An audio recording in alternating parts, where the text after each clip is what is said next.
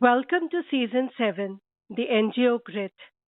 This season, Just Talk Therapy podcast brings you all the stories of some amazing people who dedicated their time, money, energy, etc. selflessly, just for a cause. They held humanity first and thus made a difference in the society in their own ways. Today, we have an inspirational guest from Hyderabad, Mrs. Kaumudi Nagaraju. Welcome to the show, ma'am. Thank you, ma'am. Thank you so very much for calling me for your show. Thanks a lot for taking out time. And if you could tell our listeners about yourself and your NGO. Yeah, so I'm the founder and executive director of Learning Space Foundation. It is an NGO in Hyderabad. So I'm an engineer turned change maker with overall 20 plus years of experience working with MNCs in the US and India. I am passionate about co-creating a safe world that is free of abuse of children and women, and there is an equitable focus on growth. So through my NGO Learning Space Foundation, I work for prevention of child sexual abuse and promoting welfare of children through various programs and campaigns about personal safety, life skills, menstrual hygiene, sexual and reproductive health, etc. So I personally am also part of various other initiatives by other organizations as well. So I am also connected to helping women's causes as well.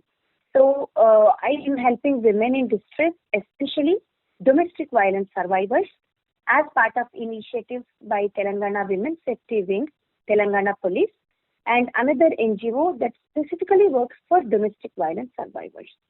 So this is a brief about my work. You're doing a very good job, and there are so many silent people who are in distress. So how do they reach out to you, ma'am?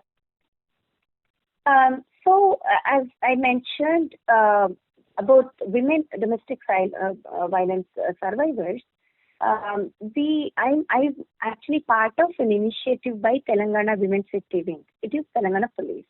So they have dial 100, right? Okay. So people dial 100, people in distress in general, and if the caller is a woman who is facing domestic violence, then those calls will be separated and given to counselors, and I'm one of the counselors.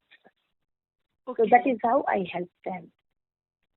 So is it only in Hyderabad or Telangana, or is it all over India? This particular initiative is by Telangana Police. Okay. So usually the people who call us are from Telangana. Okay. Yes, and this is about women and children. We go to government schools in Okay. and around Hyderabad, and we also travel to other districts sometimes. And we go to schools and then teach the children about personal safety. And we also reach out to communities, basically where the children's significant adults are there, because child safety is not in children's safety is not in children's hands. Basically, adults have to take care of the children. That is why we also reach out to the adults and talk about child safety, its importance, and creating a safe environment at home and outside home. We also train teachers about personal safety of children. That's really the need of the hour also, looking at so many cases that have arisen. Yeah. True. Is there any particular issue or anger that you see that is common? Yes. Especially women who are related to domestic violence, right? So one particular emotion is pain. Common emotion is pain. So all these women are in so much pain, and they ask one question: why this person is doing this to me? Okay. Even after me, putting all my efforts in making him happy, making his parents happy, keeping the family together, and doing everything. Why do I have to go through this? That's such a difficult question to answer. Yeah, yeah, true. So, in all these painful stories that you listen, do you have any Mhm. low moments? And if so, how do you cope? Yeah, of course. Whenever I hear about any such, a story, um, I feel very, very bad about this thing, right? So, um,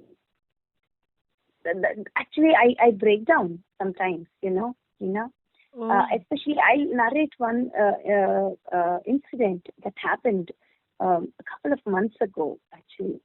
I think in end of 2021, around November. So we went to a government school basically to teach about personal safety. And while I was teaching about personal safety, I was also talking to the children about the trusted adults, right, whom they yeah, can go and seek help. While teaching about trusted adults, I talked about mother, father, and other significant adults in their life, right? right. So suddenly one girl asked me, I lost my father when I was a child, and I lost my mom recently to COVID. So I don't have, anybody. So what should I do now? And another boy, he came to me and told me, ma'am, my friend is crying now because he lost his mom recently to COVID. And when you talked about mom, he got upset and he's crying. And he lost his mom just like me. So the boy who was telling me also lost his mom to COVID. And then when I see in the class, I saw three, four other children. They kept their heads on the desks and silently crying. I was shattered completely, It is. speechless. I didn't know what to do. That was, I can never forget that moment in my life. After coming home, there I could control myself, but after coming home, I cried. Literally, I cried a lot. It took some time for me to basically gather myself. And I told myself that, yeah, I can feel bad, I can cry because I'm a human being. I can feel all these emotions. And yeah, and then I told myself that I have to get back to my work because I can make some change in their lives. I can do something. I can help them in at least, a little bit. So that is how, I basically cope with those emotions and start working again. So this is actually, I narrated this one, very extreme low moment in my life. And otherwise also there are very, very low moments when I hear about sexual abuse of children, and or I hear about girls who are getting married right after their 10th grade. Many, many such stories, right? I feel very low and I feel, there is so much more to do. And sometimes I also feel hopeless. I feel, what can I do? There's so much pain in the world, and what can I do and how much can I do, right? And I feel hopeless and I feel like giving up. No, this is not going to happen with me. I cannot do anything. There's so much pain. But then again, I tell myself, right, I cannot no, actually help everybody in the world, but at least I can help one or two, and it is going to make some change, some difference to their life. So this is how I gather myself and get courage, and then tell myself, affirm myself, and then go ahead. You have a really beautiful heart, and yes, whatever you are doing is making a lot of difference in whomsoever's life you are connecting with, because they do look up to any hope around in their own Yeah, hopeless situation. Because yeah, it when I was listening to you, I was in almost tears, and I could actually feel the pain, what they must have gone through. It's not Yeah, easy. not easy at all. Absolutely. And I And must tell you, they were all sixth graders, very small children. so, what would you like to tell the youth? Because yes, we do need more people on ground to actually do some work or whatever work they can do. Yeah. So what I would like to say is not just to youth, to everybody, right? Okay. Yes, we have to go ahead. We have to achieve something in our lives. For sure, we have to do that. At the same time, we have, so many people around us who need help, who are looking for help. And, whatever is possible, for us, we have to do that. We have to, whatever it may be, however small it may be, we may think it is small, but it may be very big for them. So what I feel is like, my message to youth is youth and everybody, out of, your day or your week or month, spend at least some time for the people who are in need and donate some amount that you have for the people who are in need. Right? Try to make some difference in their life. This is what I have to say. That's a very good reminder. And if at all they want to help, like if somebody listens to you right now and if they Mm-hmm. want to help, how should they go about? So, see, everywhere there are so many NGOs. It is not just mine, right? I'm in Hyderabad. If somebody is listening to me from Hyderabad, they can approach me, and I'm going to give all my social media links. And we have a website too. So my phone number is there, or they can reach out through social media. But otherwise, there are so many NGOs everywhere, all over India and all over the world. So go find an NGO, which is closest to you, and see if you are, whatever you want to do, if they are doing the same work, and if you are passionate about their causes, find such an NGO because you should also be passionate about that particular cause, right? So find such an NGO and start, spending time in their causes. Start slowly, weekly 1 hour or weekly 2 hours. Do whatever you can do, right? So it doesn't have to be just my NGO. Or, you don't even have to go to an NGO. Go to a government school nearby and teach them something, a spoken English or life skills or anything, or tell them stories, right? Inspiring stories. Be a role model. Share your story. Share other people's stories and try to, make them laugh and try to make them understand, try to make them question, right? There's so much to do. Yeah. So that's a very valid and a unique point that you have just shared. That if not at all, you find a place like an NGO to connect with, just Hmm. simply go to the government school. Yes. That's a very good point, and I really thank you for bringing this up. And I'm sure this will give some direction to people who have time. Yeah. And Yeah. And I actually, sorry to interrupt no, no, you, no, no, Hina.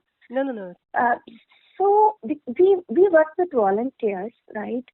So most of the time, what happens is, I know they are volunteering. I know we are not paying, but right. But what happens is, this work they keep it as the last thing, Uh, so having time is never going to happen. Having time is never going to happen. We have to make time. We have True. to be committed from inside. If I'm going to commit myself for 1 hour for an NGO or for a school or for a slum near me or even my domestic help's daughter or son, I'm going to teach them. So have that commitment, 1 hour, and then don't make any plans for that 1 hour and make it happen religiously. We have to make time. Yeah. True. And listening to you, I feel so much energized. And I'm sure lay stress more on the youth because they are stepping towards the new Mm. generation. and Yes. they have more smarter ways to connect. So Correct. I just pray that they use all the facilities they have in hand and go ahead and make a difference in the society by Yes. connecting with you and other NGOs, and now that you have reminded, the Mm-hmm. government schools. Yes. Yes. So how should Youth they use? actually, Okay, sorry to cut you off again. no, no, no. So today's youth has so much potential, and I feel I'm connected to youth also through some of our programs. I feel they are more open and inclusive than our generation. And all my Absolutely. hope is on youth. So they I are going to create a better society I for all of us. totally agree with you because youth are amazing and Yes. they're so smart also. And Yeah. as you have said, inclusive, yes, they Hmm. think in a very broader perspective. Correct. That's wonderful. And do you recollect any moment that you would like to share from your experience? So I think I shared. There are many beautiful moments whenever I go spend with children. Right, whenever they talk, laugh, and they try to be naughty. Right, all those moments I feel very very happy. So those are all happy moments for me. And that is why I mentioned right that one incident it shook me off because children were not children that moment because they were bogged down by the problems. So there are many incidents. Whenever I go to basically schools, I spend very good times with them. They talk. I make them question. They talk to me. They question me. They compliment me, right? And they criticize me. All this, I love every moment I That's spend with wonderful. children. That's wonderful. And how did you think of stepping into the NGO or social sector? Uh, so so there is a long story behind it. Okay. Do you have time? Of course, yes.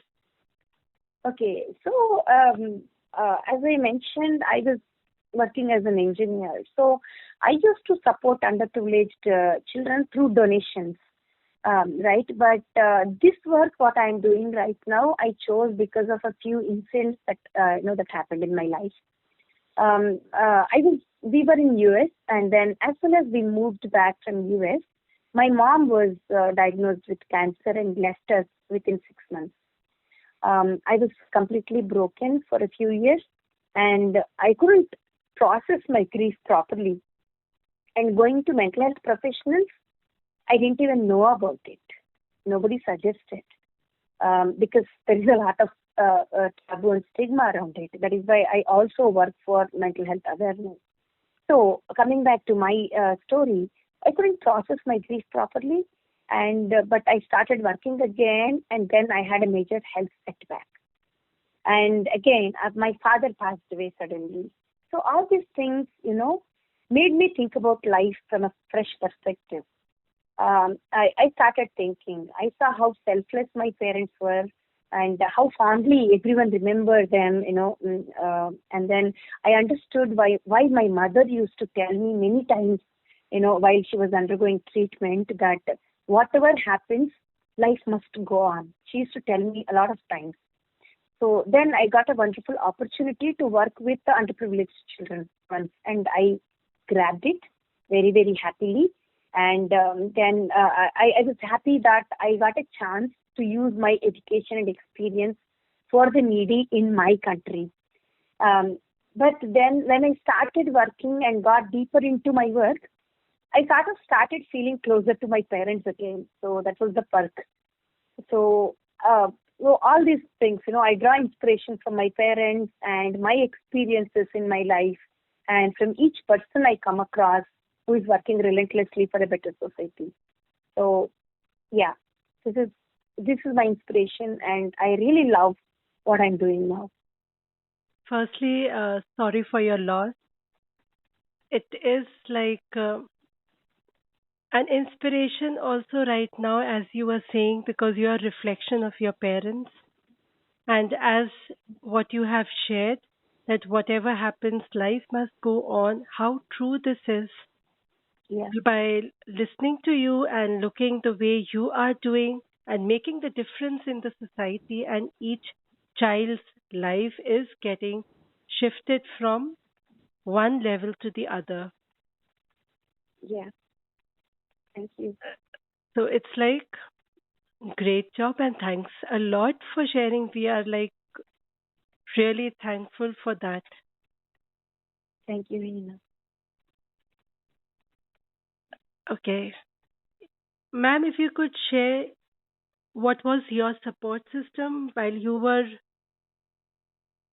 heading in this tough journey? Yeah, my biggest support system is my husband, and now my children are, have grown up. They are also my support system. So from their childhood also they have been very very understanding. So I would say my biggest support system is my husband and my two children, and of course my friends and entire LSF family, Learning Space Foundation family, that includes our volunteers, donors, and our well-wishers who support all our activities selflessly. Okay. Yeah. And that is like very well said. Yes, everyone we interact with, somewhere down the line, they become a support system. Yes. Anything else you would like to tell or share? What I can say is my views and perception of life influenced me, and I evolved into what I am today. I'm closer to my core beliefs, and I know what I stand for and what exactly I want to do before I'm gone. So, what I would like to tell everybody is like, look inside yourself, what your heart says, what do you want to stand for, what do you want to do before you are gone. That's it. That's a very deep message. And it's like lit by the moonlight, I guess. But for all the listeners, I just asked Mrs. Kaumudi, like, what is the meaning of a name, and it's moonlight. Yeah. Thank you, ma'am. And if you could just share your social media link with our listeners. Uh-huh. Um, shall I say it? Yeah, please. Yeah. So, Facebook and Instagram, we are Learning Space Hyderabad. And on Twitter, we are LSF underscore Hyde. Yeah, and they can find us on YouTube, or they can type Learning Space Foundation. Yeah, Okay. we are on LinkedIn too, Okay. Learning Space Foundation. To Yeah, all the listeners, I will be sharing the links in my post. So please do connect with her if you are in Telangana and see how you can contribute and strengthen her efforts and also your intentions. Thank you so much, ma'am, for your time. And it's wonderful listening to you. And I pray that all the children that you are helping, they have a very beautiful life. yeah. Thank you, ma'am. It's my pleasure to be here with you, and you are also doing a very, very wonderful job, which is very, very important and which is encouraging for NGOs like Learning Space Foundation. Keep doing the great work, ma'am. Thank you so much. Hope to see you soon. Thanks. Bye. Sure, ma'am. Bye bye. Bye. This is Mrs. Kaumudi Nagaraju from Hyderabad, who started a NGO, Learning Space Foundation, with a purpose. She shared that her personal journey and experience made her think deeply the true value of life and its purpose. She followed her inner voice and started on this selfless path. Her low moments and how she managed to cope indicates that it is okay to cry and feel sad. The real thing is how one bounces back in life, and she had done it beautifully. Her mission to help others kept her motivated and on toes, making a difference in others' life just by listening, sharing knowledge, time, or life skills made her soul at peace and happy. It is tough, but as I believe, life will be tough, but you are tougher. And so is Mrs. Kaumudi. Kindly check her social media links, which I have already shared, and connect with her and see how you can contribute. Or at least, as she had mentioned, visit a nearby government school and look out the way you can make a difference over there. And Mrs. Kaumudi's vision is to co create a safe world that is free of abuse of children and women, and there is an equitable focus on growth. On that powerful note, I wind up today's episode. Hope to see you again next week with another amazing NGO founder with their journey. Till then, take care and be safe. Bye.